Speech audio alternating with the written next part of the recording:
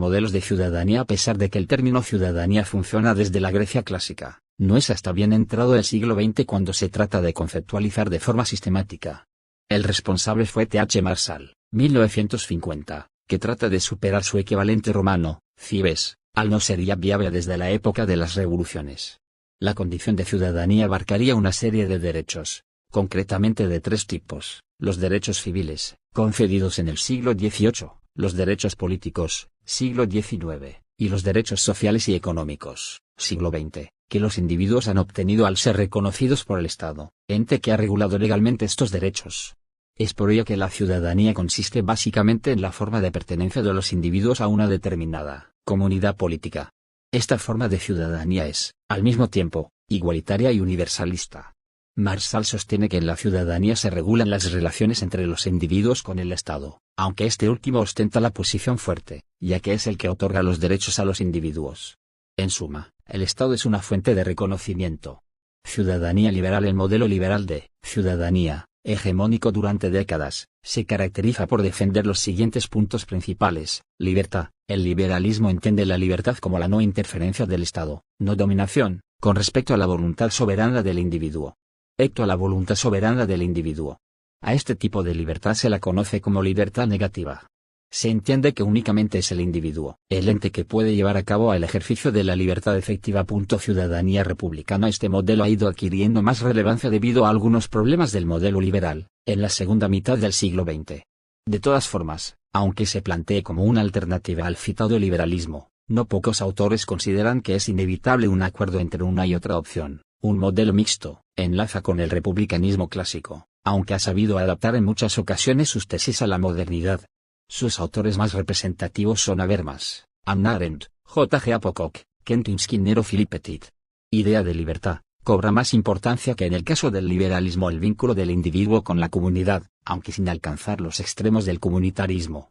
El individuo puede desarrollar sus fines propios siempre y cuando no entren en clara oposición con el principio de lo público. Ciudadanía comunitarista. El comunitarismo, como su propio nombre indica, privilegia a la comunidad al individuo, poniendo por delante los vínculos de adhesión grupal con respecto a la libertad individual, y quedando el bien común por encima del pluralismo. Ciudadanía diferenciada. En este modelo, representado por autores como Iris Young y Carol Pateman, se defiende una idea de igualdad interpretada a partir de lo colectivo, no tanto de lo individual. Se sostiene que siempre hay un grupo mayoritario que ostenta una posición dominante, y que en ese dominio siempre se da un elemento de injusticia. Por ello, se pretende en este caso la aplicación de concretas políticas diferenciales a favor de grupos minoritarios, es decir, modelos de discriminación positiva. Ciudadanía multicultural. Aunque tiene muchos puntos en común con el modelo anterior, se suelen considerar opciones distintas. Su autor más importante es Wilkin Lika, que defiende una propuesta de pluralismo cultural. Ciudadanía postnacional. Jürgen Habermas es uno de los autores que más lúcidamente se ha dedicado a analizar la situación de la ciudadanía en nuestra contemporaneidad más inmediata. Para él, es necesario reconocer la realidad de unos estados postnacionales, que son, en suma, nuestros estados plurinacionales y cosmopolitismo cívico. Se trata de un modelo defendido por autores como David Eldad de la Cortina. Por un lado, él da apunta que se accedería al cosmopolitismo cívico a través de una democracia cosmopolita, mientras que en la interpretación de Cortina, la raíz de esta propuesta residiría en Kant, que pretendía llevar al terreno jurídico lo que solo era estrictamente moral. La idea consiste en defender un sistema global de derechos y deberes de alcance universal que vaya más allá de aspectos como el lugar de nacimiento o de residencia de cada individuo. Se trataría, en suma, de superar los particularismos de tipo esencialista. Como hemos podido comprobar durante este extenso recorrido histórico, la ciudadanía se ha ido abriendo paso en la historia, aunque no siempre de forma progresiva. Su avance ha sido lento y costoso, pero de una manera o de otra se ha impuesto una presencia decisiva en nuestras sociedades, y a determinados y decisivos avances le han seguido no pocos retrocesos, aunque hoy en día podemos decir que estamos en un momento positivo para la cuestión.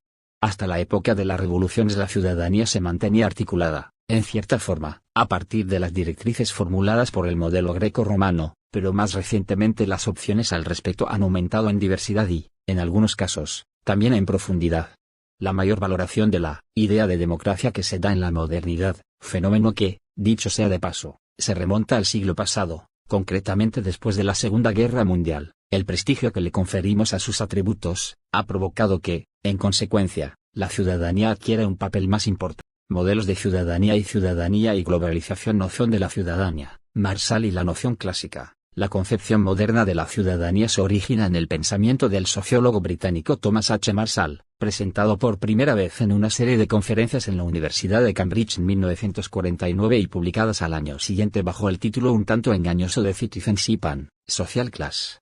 Digo engañoso porque en realidad dicho autor no se ocupa de analizar las posibilidades diferenciales de comprender los problemas de la ciudadanía desde una teoría de las clases sociales, puesto que más bien advierte que su propuesta en cierto modo responde a una lógica distinta.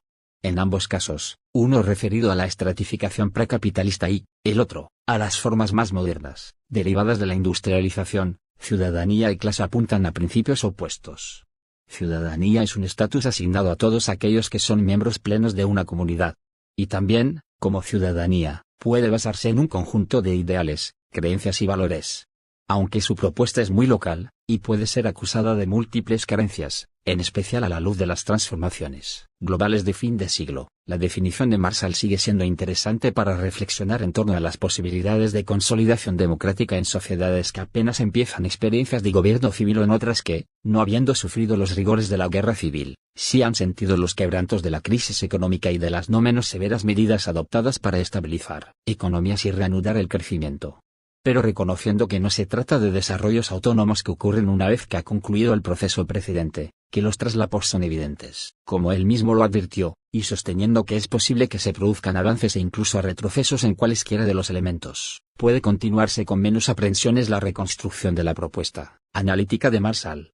Ciudadanía y globalización. El principal reto en la actualización del pensamiento de Marshall es, a mi parecer, la adecuación de sus propuestas a las condiciones cambiantes del mundo capitalista de la época posterior a la Guerra Fría. Su utilidad es innegable porque, como se sugiere en el prólogo de Robert Moore al texto de Marshall comentado, la idea de ciudadanía emerge en el mundo de la posguerra fría no como una expresión del liberalismo que pudo haberla originado en su versión de mitad del siglo XX, sino como manifestación de resistencia a un liberalismo presuntamente global y presuntuosamente universal, que no conoce como legítima la intervención del Estado en la regulación de las relaciones entre las personas y el mercado. Ese es en cierto modo el mejor de los legados de la noción marshalliana de ciudadanía. No hay ciudadanía en un mercado total, los consumidores no son ciudadanos porque carecen de derechos. Solo les compete el deber de la realización del lucro individual. Conclusiones. Pensar la política en clave de ciudadanía, originalmente una aspiración de analistas liberales, es hoy, especialmente en América Latina, una demanda política propiamente tal. Esto